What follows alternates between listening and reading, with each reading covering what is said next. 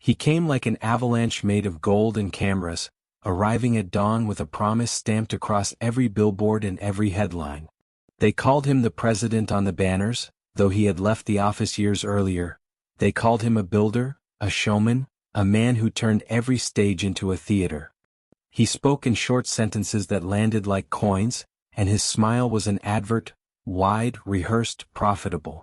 When he announced the games, he did not speak of sport. He spoke of legacy. He spoke of greatness. He spoke of an opportunity to prove once and for all that history belonged to those who had money enough to buy it. They named the project Trump Glacier because he insisted on his brand in the name, and because the world liked the brutal honesty of it. The site was a sliver of the Arctic, a place of white silence and hard wind, where the horizon looked as if it had been erased with a ruler.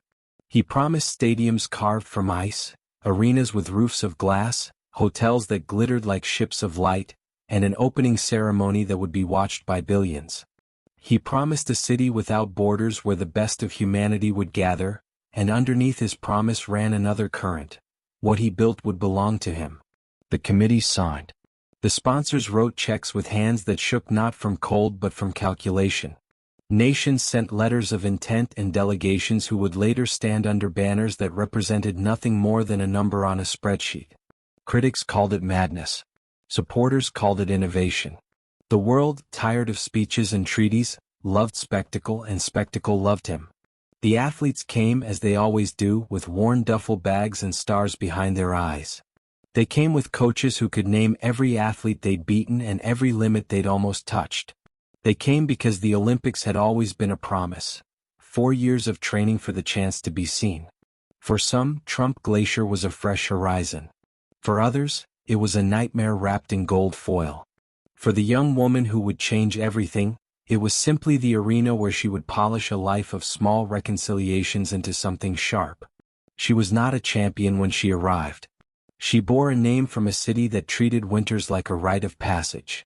She had learned to skate on a pond that split the town like a seam, and her first skates were cheap and bent, bought for her by a grandmother who held secrets in the hem of her coat. She had made a bargain with motion.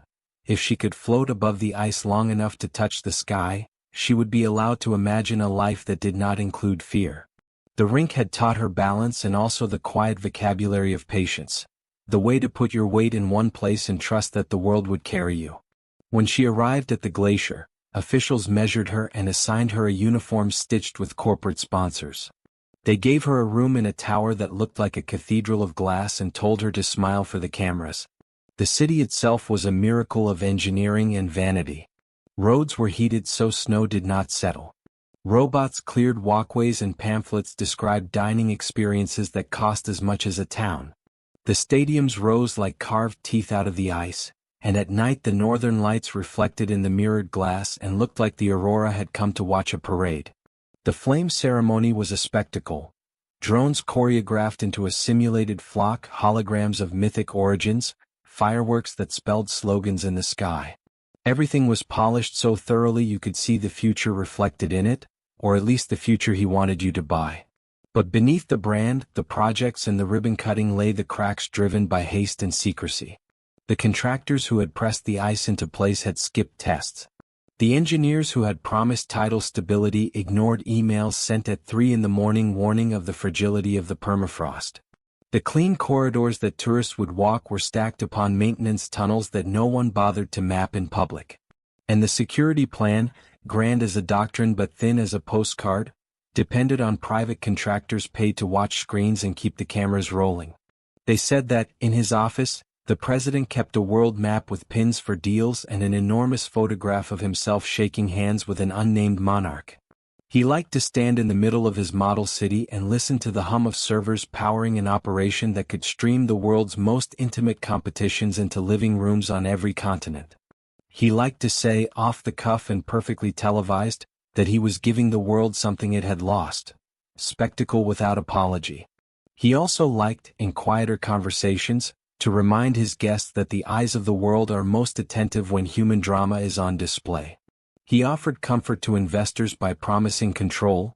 When the world watches here, he'd say, they do what we say. The first week moved like choreography. Events on schedule, commentators finding new metaphors, social media building the inevitable memes. The skaters glided. The snowboarders carved crystalline lines into fresh slopes. Medals hung like harvest fruits around necks. The broadcasters hailed the innovation. The editorial pages marveled at the investment. The president rode the wave, smiling in the stands, a hand on a child's head for the cameras. An old television host's pose that telegraphed, always mastery. And yet, in service corridors and under the stadiums, people were already whispering. The cameras did not watch the low corridors where workers slept in prefabricated modules. The puddles of thaw were cleared quickly, and the maintenance logs disappeared into the archive. When a reporter snooped, they met polite offices whose archivists managed bureaucracy like theatric props. They were told everything was fine. They were shown graphs that seemed, at a glance, to prove an abundance of planning and contingency safeguards. If a journalist probed deeper, they were shown a hallway of gray suits and told there might be a miscommunication. "We will look into it," they said, and their smiles were disarming. She, the skater with winter in her bones, was young and clear-eyed. She had not yet learned how to perform for politics or markets. She was there to be honest to movement. On the surface, she performed perfectly for the cameras. Her footwork drew patterns on ice, her spins plotted constellations. Offstage, she learned how the machine operated. A janitor she befriended told her how the catering staff were rationed unless they worked extra shifts. An older athlete confided that medical checks felt hurried, that needles were given with assurances that were more friendly advertisement than medicine. Small things surfaced in her days.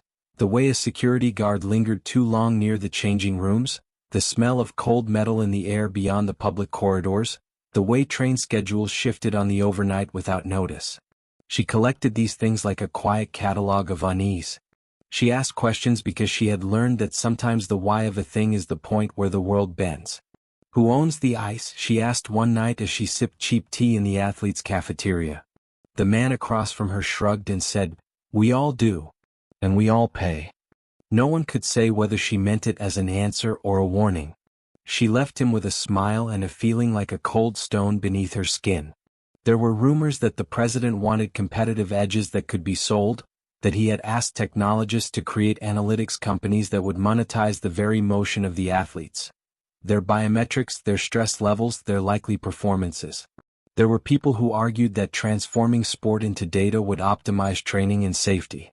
There were others in quiet rooms who whispered that such data could be used otherwise, to manipulate broadcasts, to predict rivals' performances, to craft narratives that could influence a stock price or a Senate vote.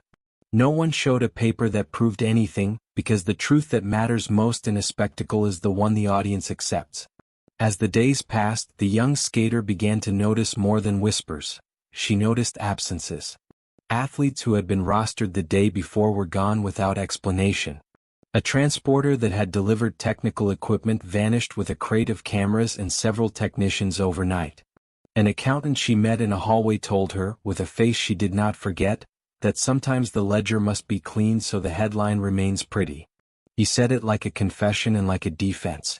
On the 8th day, something happened that would not stay contained in a corridor or a message thread. A broadcast feed from a prelim match glitching mid-clip became a doorway. Viewers in some countries saw a face that did not belong to a smiling crowdsourced montage. They saw Russians in suits speaking in the background, and a table on which a man in a corporate lapel pin signed a small glossy page. The president's smile flashed across the screen, and the image then dissolved into a vaunted exact shot of a skater's landing, as if the glitch itself had been a designed moment. Analysts debated whether it was a hack, a leak, an error. The truth was less neat. Some feeds were manipulated to test the boundaries of control. Which feeds, which countries, which regulators would notice first? That was the experiment. That same night the young skater learned a name. An engineer she trusted, a woman with grease on her hands and kindness in her eyes, slipped a paper into her palm and said, "You should know." The paper bore words that made her stomach flip. Black Glass Initiative. It was a name that suggested depth and opacity. Beneath that, a small list indicated partnerships with surveillance firms, streaming platforms, and private security groups. The engineer told her in a whisper she would regret only if she failed to remember, "We didn't sign on for this. They promised infrastructure.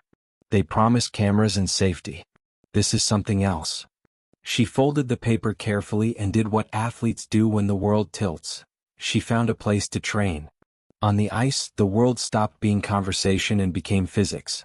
She practiced a jump until her knees ached, until blood warmed her palms, until muscle memory stitched calm into her bones. Movement became a refuge.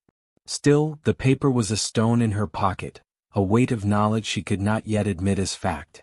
The president, for his part, delivered speeches that grew more theatrical as the event rose in magnitude.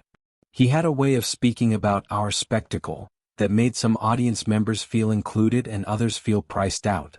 He said, "We are here to remind the world how to watch," and the world watched.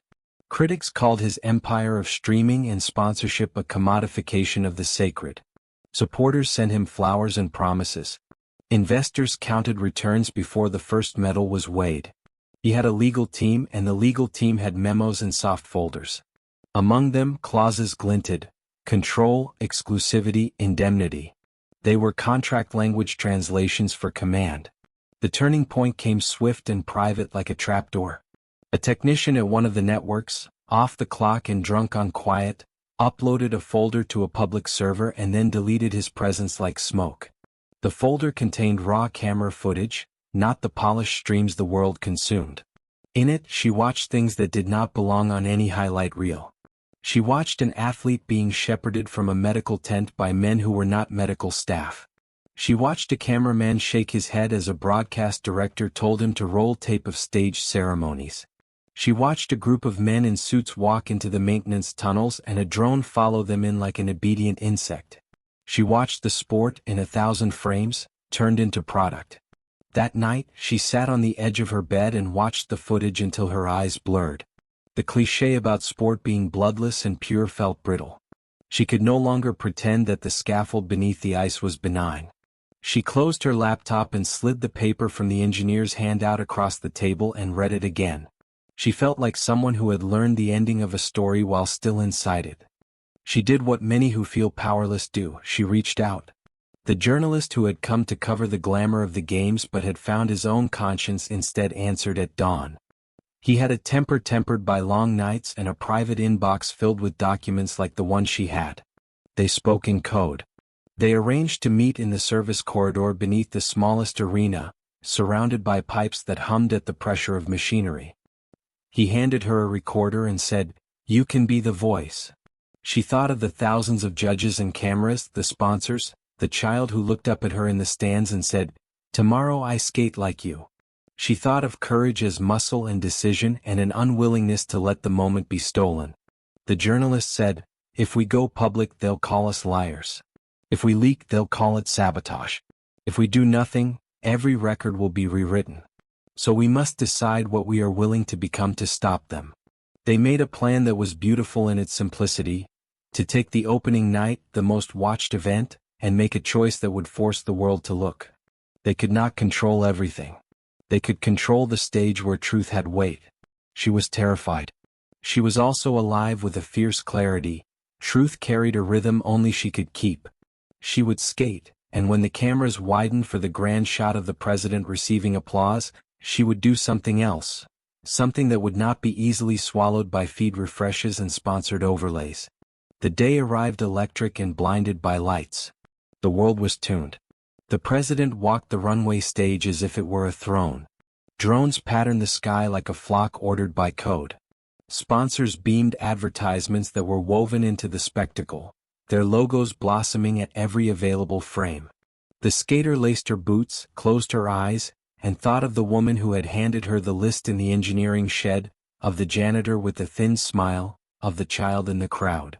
She thought of the coin her mother had used to buy her first skates. She thought, too, of silence, how it could be an absence or a language unto itself. She stepped out under the lights and watched a crowd promise everything. The music soared. She sailed into her program with the kind of fear that is sharpened into precision. Her first jumps were textbook. They made the commentators talk about technique. Her spins were precise. Her edge work was butter. But the plan was not about a perfect landing, it was about a message that could not be edited out. Midway through her long program, during a sequence designed to be the viral moment, a triple that would be replayed in slow motion across feeds, she paused. Audiences are jealous of stillness. It interrupts the comfort of expected rhythm. She halted on a single edge, the blade digging into ice to make a small circle. The music stuttered for an instant in the stadium speakers. The international feed caught her, and so did a billion devices. She drew breath, and then she performed the interruption. She pulled off her gloved hand and raised it, not to the crowd but to the camera hovering like a predatory eye. It was a small hand, calloused from practice, but it held a small scrap of paper folded like a letter. She looked into the lens and opened it. There are moments so raw that the world forgets to be cynical. The stadium hushed. The president's applause faltered. Commentators stammered. She read 3 sentences into the live microphone. Simple, unadorned, impossible to cut without suspicion. They bought the lights. They own the feeds. They sell our bodies back as shows. This is the truth. We are not a product. Her voice did not wobble. It was a vocal line she had rehearsed in the quiet of ice, where you practice not for applause but for clarity. Around the world, the feed fractured as engineers monitored for censorship. The president's face, in a moment of unguarded control, tightened. The broadcasters tried to cover with cutaways. The stadium tried to drown her with music. The commentators called it a stunt and then called it a protest and then called for calm. But the 1,000 small screens across the planet had picked up the sound. The journalist she had confided in had already pushed the backup, the raw file, the unedited stream, to an independent server. The video was copying itself faster than the corporate teams could scrub it.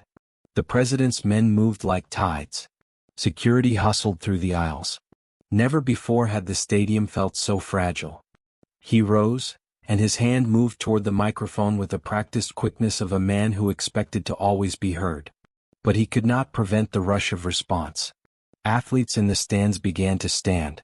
The janitors cheered. Members of the press shoved to the aisles, phones aloft. For the first time in that manufactured paradise, the audiences broke through the architecture of spectacle. Within hours, live feeds across continents carried the skaters' words. Opposing networks played the clip as a meteor. Some removed it quickly, citing policy and contract. Others were slower, and in that slowness the truth spread.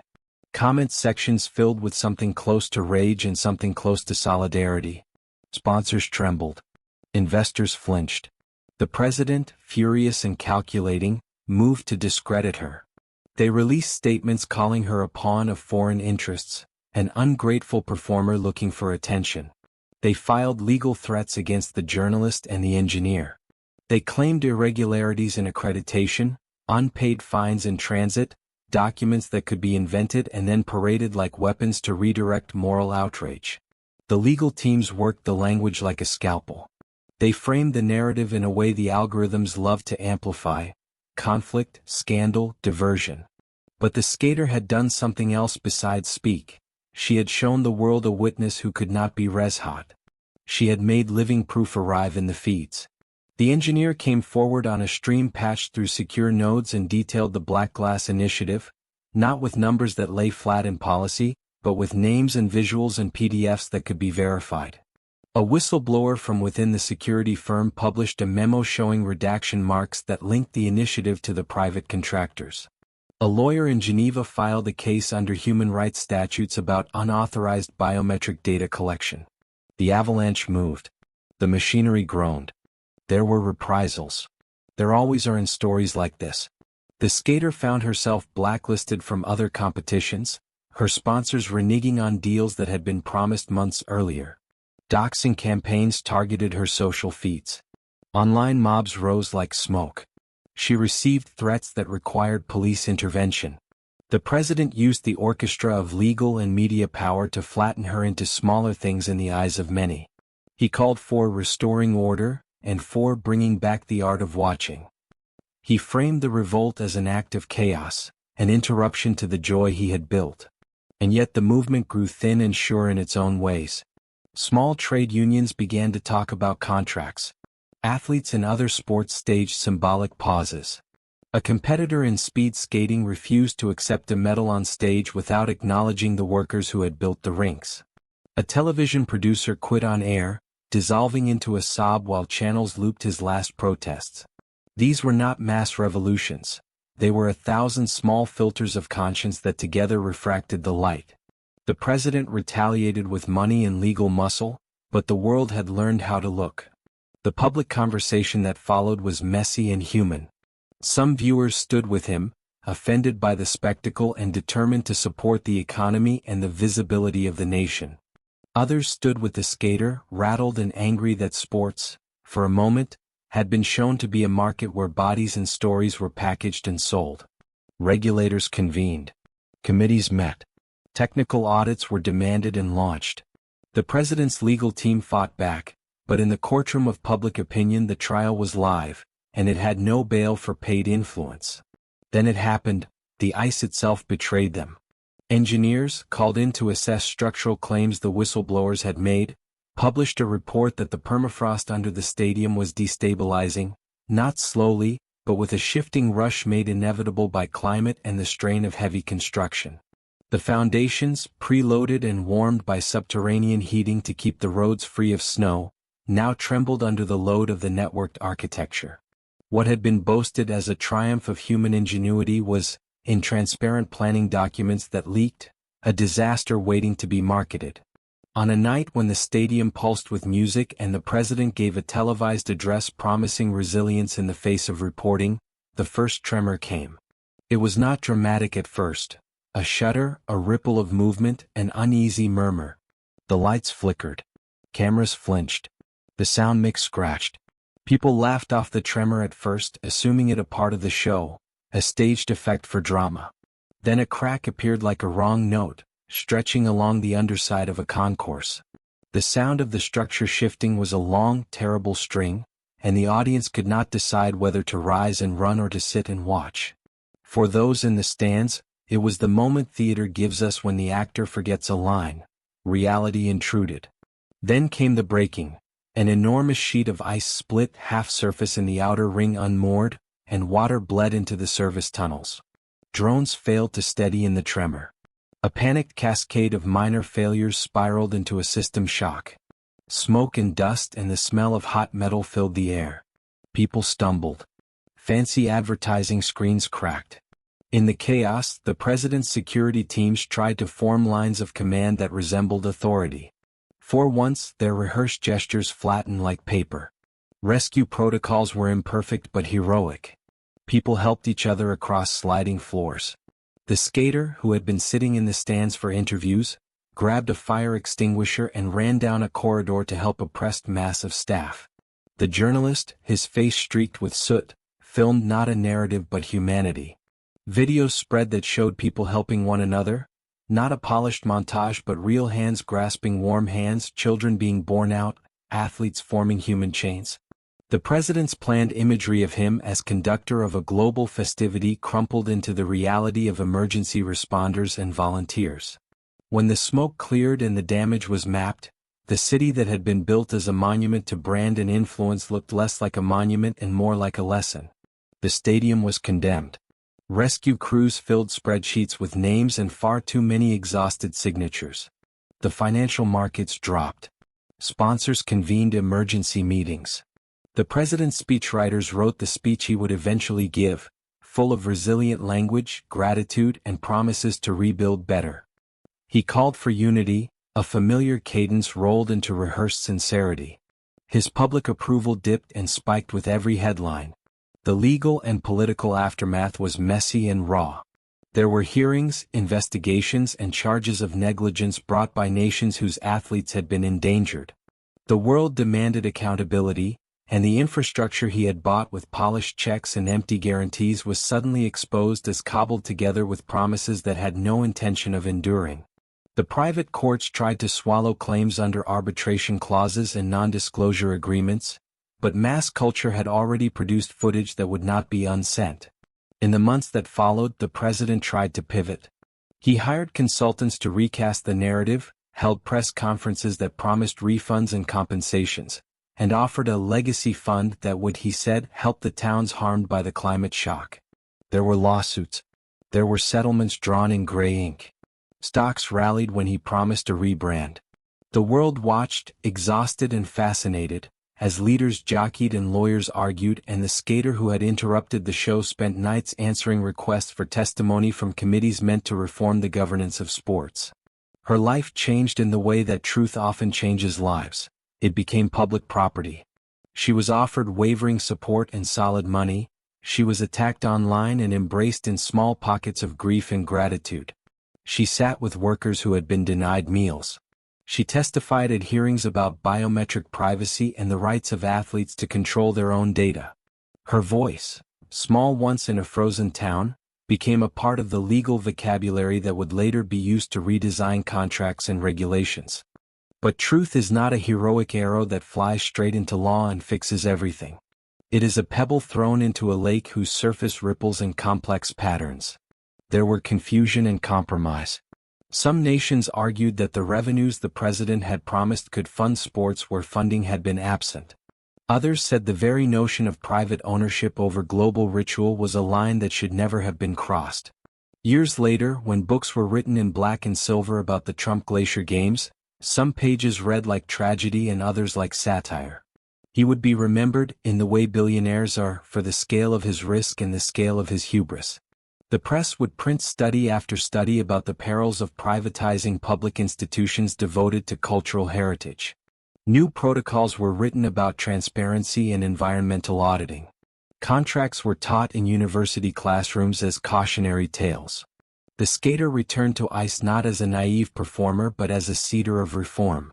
She founded a small nonprofit that put athletes in control of their biometric data, that taught young athletes from marginalized places how to read contracts and how to organize. She spoke at forums, and sometimes she sat in panels where men in suits and women in logos talked about governance and ethics. She taught children to skate and to ask not only how they could move but why. And the Arctic city became, with slow bureaucracy's justice, a ruin half filled with hope and half with concrete.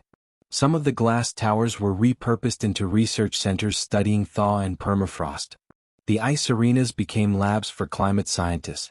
The brand that had once blared in gold letters was repurposed into a caution, a lesson cast in light and frost. He gave interviews where he would say the word resilience, with a practiced cadence, as if the world's rebuke had taught him something he had not wanted to learn. But the memory of the night when a skater's voice cut through a manufactured sky remained stubborn, a single line that threaded through the years. There are photos of that moment still circled on servers and printed in ink, her gloved hand raised, a scrap of paper in it, the stadium a frozen galaxy behind her. That frame has the quality of a myth, one moment that changes the interpretive key of an entire event. People built memorials. They did not agree on what to call them. Some said the memorial should honor corporate hubris as a lesson. Others said it should honor the janitors and the hospital workers who had worked through the night. In a small public square that once boasted a billboard with his preening grin, the city left a patch of ice unmarked. Children would skate there when the wind allowed, and old athletes would come to tell stories about balance and gravity and the first thing they ever learned about falling and getting up again. In the end, the president remained what he had always been. A man with a capacity for spectacle, for risk, for reinvention. The world continued to watch him on screens. He continued to make deals, to speak at rallies, to be both reviled and adored in equal measure. But his name, in the context of the games, grew less like a brand and more like a historical anecdote about the dangers of smell and shimmer. The world learned, painfully, that the flame was not only a light to be showcased but a covenant that required stewardship. The skater who had once been a girl with cheap skates married a quiet engineer from the maintenance crew, and they had a small child who loved to spin in circles on a frozen puddle. She told him stories about the ice, about how the world can be coaxed into beauty and also into harm, and about how sometimes a single pause in a performance can become louder than a chorus. Years later, when she was old and her hair thin as the ice she once cut, she would be asked again and again why she had risked everything. She would look out at the children circling the unmarked ice rink and say, in a voice that had learned patience and courage alike, because to let them sell us is to let them decide which of us matter. Sport should be for all of us. It must belong to anyone who can stand on a line and breathe. They would put a line in a book and call it a moral. They would teach it in seminars and in law classes, and a few would stand on their own for the theater of it. But the truth she wanted to teach lived in small rituals. Teaching a child to tie laces, to watch a friend fall and to help them rise, to hold a scrap of paper up to the sky and read the words out loud so they echo in the open air. That was the kind of revolution she believed in, slow and insistently human. The flame still rose 4 years later and 4 years after that, and each time it passed through hands and towns and nations, it kept its old whisper. People would listen, and sometimes they would pause before clapping. Sometimes they would take a breath. And in the quality of that breath, the small hesitation between what we can do and what we should do, the lesson from the Arctic remained bright as a star. It is a small legacy in a world that prefers monuments to small things. But things do not have to be massive to be meaningful. A pause, chosen at the right second, the bending of a world toward mercy, can become a hinge on which history swings. That night in the shining city of ice, an athlete did not let herself be sold. She raised her hand, and the world, for a moment, remembered that it could choose otherwise.